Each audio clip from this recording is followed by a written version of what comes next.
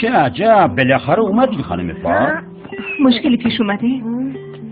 دشکار بدی کرده. ببین آبجی فنگله رو جمعش کن، هر رو داره مالمان لاشیگری در میاره و گوه زیادی نخواه وشته میخواشته رو صندلی من عناقه. شما دیدین این کارو کرد؟ خب معلومه که دیدم، البته خودم ندیدم و بریبت دیدم. اوه پس از کجا میدونی؟ خیال کردی کم علکشیه، ما دوربینم داشتیم. نگاه کن اینجوری.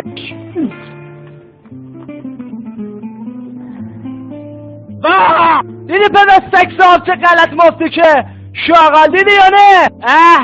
دستر نگاه کن، نگاه کن کار رخر رفته کجی نشسته، میخواسته نه من ببینمش نه مفته.